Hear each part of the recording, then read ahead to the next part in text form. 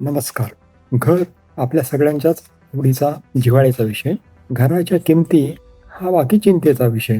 भारतात सर्वसाधारणपणे असा समज आहे की घराच्या किमती या सतत वाढत जातात आणि अजूनही वाढणार आहेत. आता हे कितपत खरं आहे ते तपासून बघायचा आपण प्रयत्न करूया. घराच्या संदर्भात काही थंब रूल्स आहेत. त्यातला एक अतिशय सिंपल थंब रूल असा आहे की जे घर तुम्ही राहताय, की जे घर तुम्ही विकत घेताय, त्याच्यासाठी तुम्ही काहीतरी किंमत मोजता. आता त्या किंमत समजा तीच किंमत जर तुम्ही एखाद्या फिक्स्ड डिपॉझिटमध्ये गुंतवली, की जिथे रिझनेबली सेफ्टी आहे, तर साधारण तुम्हाला 8% मिळेल तशी अपेक्षा आहे सध्याच्या रेटप्रमाणे. आणि त्याच घराचं रेंटेबल व्हॅल्यू किती आहे, म्हणजे रेंट किती मिळू शकेल, तर रेंट जर आपण धरलं तर साधारण 2 ते 3% येईल. आणि त्याच्यातून जर तुम्ही मेंटेनन्स कॉस्ट म्हणजे सोसायटीचे ड्यूज वगैरे इतर गोष्टी काढल्या तर कदाचित ती अमाऊंट अजून कमी होईल. तर इथे थंब रूल असा आहे की जर तुमचं रेंट पॉसिबल मिळणाऱ्या इंटरेस्टपेक्षा कमी असेल तर घराच्या किमती जास्त आहेत. जर रेंट इंटरेस्टपेक्षा जास्ती असेल तर घराची किंमत कमी आहे. भारतात जर आपण हा नियम लावला तर असं दिसेल की बहुसंख्य घराच्या किमती या तुलनेत जास्ती आहेत. आता ह्याचं कारण एक असं दिलं जातं की भारताची लोकसंख्या सतत वाढत आहे आणि त्यामुळे लोकांची गरज जास्ती आहे. गरज आहे ही रिॲलिटी आहे. पण इथे आपल्याला डिफरन्शिएट करायला लागेल दोन गोष्टीमध्ये, म्हणजे गरज, नीड आणि डिमांड. किंमत जी ठरते ती डिमांड आणि सप्लायवरती. तर पहिल्यांदा आपण डिमांडच्या साईडचा विचार करू. Demand is not equal to need. म्हणजे गरज आणि मागणी हे दोन एक असत नाहीत. डिमांड म्हणजे काय, तर demand is equal to need plus purchasing power. दुर्दैवाने भारतातल्या बहुसंख्य लोकांकडे पर्चेसिंग पॉवर कमी आहे.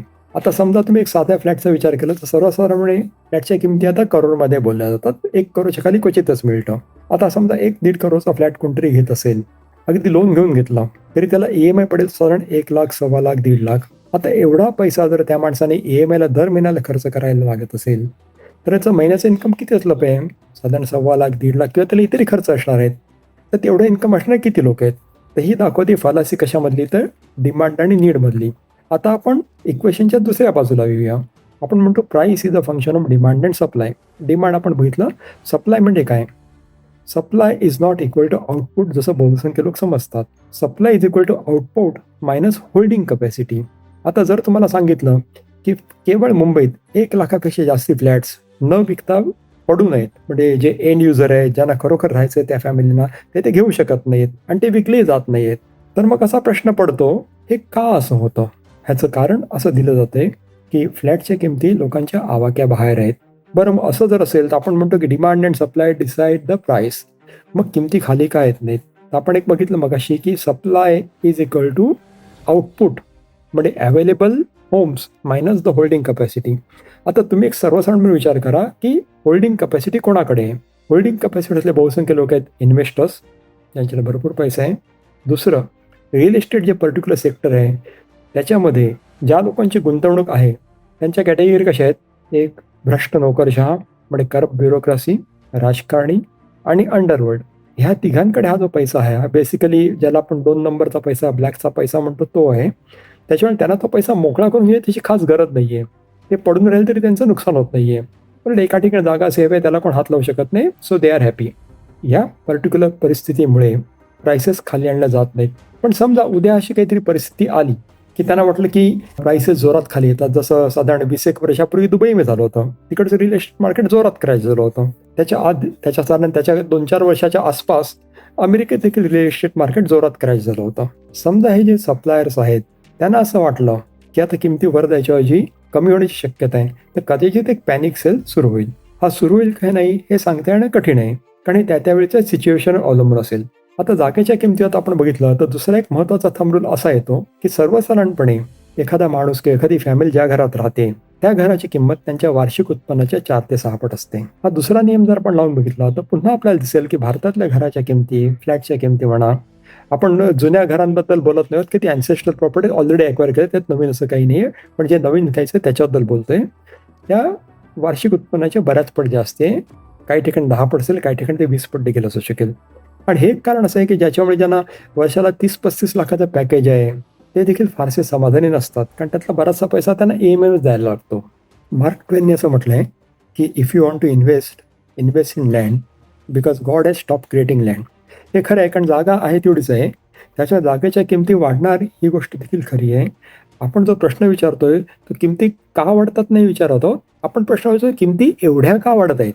म्हणजे ज्या पर्सेंटेजने किमती वाढत आहेत, त्या योग्य आहेत की नाही हे आपण तपासून बघायचा प्रयत्न करतोय. आणि तसं बघितलं आपल्या लक्षात येईल की किमती प्रचंड वेगाने त्या वाढत आहोत आणि मगाशी आपण जे इक्वेशन सांगितलं डिमांड आणि सप्लायमधला फरक, त्या कारणामुळे सध्या तरी हे तगू नये. जागेच्या किमतीमध्ये 2 भाग असतात. एक म्हणजे प्रत्यक्ष लँडची किंमत आणि दुसरी कॉस्ट ऑफ कन्स्ट्रक्शन. तर कॉस्ट ऑफ कन्स्ट्रक्शनचा जर आपण विचार केला, ज्याला cost of construction per square feet म्हणतात. 1 स्क्वेअर फ्लॅटची जागा क्रिएट करायला किती किंमत लागेल? तर साधारणपणे असं दिसतं की 3 तऱ्हेचे कॉस्ट असतात. एक असतं बेसिक कॉस्ट, जी मुंबईसारख्या शहरात देखील साधारण 1700 ते 2500 आहे. त्याच्यानंतर स्टँडर्ड कॉस्ट, जी साधारण 2500 ते 4000 आहे. आणि प्रीमियम, जी 4000 पण सुरू होते, 5000, 5500 आणि अगदीच जर सुपर प्रीमियम असेल म्हणजे 5 स्टार हॉटेल्स वगैरे, तर ती 6000च्या देखील पुढे जाऊ शकते. सर्वसाधारण स्टँडर्ड कॉस्ट धरायला लागत नाही. तर स्टँडर्ड कॉस्ट साधारण येते आणि 3,000-1,000च्या आसपास येते. आता तुम्ही विचार करा, ₹3000 पर स्क्वेअर फूट एवढी फक्त कॉस्ट आहे. आणि जागेची किंमत बाकी जेव्हा कोट केली जाते, ती पर स्क्वेअर फूटमध्ये 25,000, 30,000, 35,000 इव्हन 50,000. आता दुसरा एक भाग असा आहे की ज्या बिल्डिंगमध्ये आपण जागा विकत घेतो, ती बिल्डिंग बहुसंख्य वेळेला मल्टी स्टोरीड असते. म्हणजे बहुमजली असते. काही बिल्डिंग 7 मजली, काही 14 मजली, काही 25 मजली. मग तुम्ही विचार करा, ती जागा जी खाली बिल्डिंगची आहे, ती जर सब डिव्हाइड केली तर किती कमी जागा तुमच्या वाट्याला ॲक्च्युअली येते आणि तुम्ही किती जास्त प्रीमियम भरताय. ह्या गोष्टी जर तुम्ही इंडेक्स विचार केला तर तुम्हाला असं लक्षात येईल की सध्या तरी मुंबईतल्या जागेच्या किमती किंवा रादर महाराष्ट्र जागेच्या किमती जरुरीपेक्षा किंवा एक ज्याला रिअलिस्टिक म्हणता येईल त्याच्यापेक्षा जास्ती आहेत. आता हे खाली कधी येईल, ह्याला बबल म्हणता येईल का? तर माझ्या दृष्टीने हा बबल आहे. पण हा बबल बर्स्ट होईल का? त्याचं उत्तर असं आहे की हा बबल तेव्हाच बर्स्ट होऊ शकेल जेव्हा जे विकणारे जे आहेत, प्रायमरीली हल्ली असं चालतं की बिल्डर किंवा डेव्हलपर काय करतो, पूर्वी अशी पद्धत होती की बिल्डर किंवा डेव्हलपर स्वतः बिल्डिंग बांधायचा, स्वतः तयार करायचा, मग विकायचा. हल्ली तसं होत नाहीत. हल्ली बरेचसे बिल्डर प्रोजेक्ट मॅनेजरचं काम करतात. म्हणजे काय करतात, तर सिमेंट पुरवणारे, स्टील पुरवणारे, प्लंबिंगचं काम करणारे, वाळू पुरवणारे, विटा पुरवणारे, ह्या सगळ्यांना ते आउटसोर्स करतात.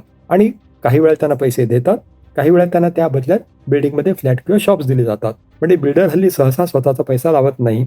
कधी कधी त्याला एक फायनान्सर केला असतो. आणि ह्या सगळ्या कारणामुळे सध्या तरी सप्लायर लोकांना विकायची फार घाई आहे असं दिसत नाहीये. खाजगीत जर तुम्ही बोललात एखाद्या बिल्डरशी तर तो मान्य करतो की जागा विकल्या जात नाहीत. पण इंडिव्हिज्युअल जर तुम्ही भेटायला गेलात ग्राहक म्हणून तर सांगेल अभी भी मैंने 2 करोड में फ्लॅट बेचा. आता हे मार्केट चालतं, हे असं चालतं. किती काळ असं चालेल ते आता काळच ठरवेल. धन्यवाद.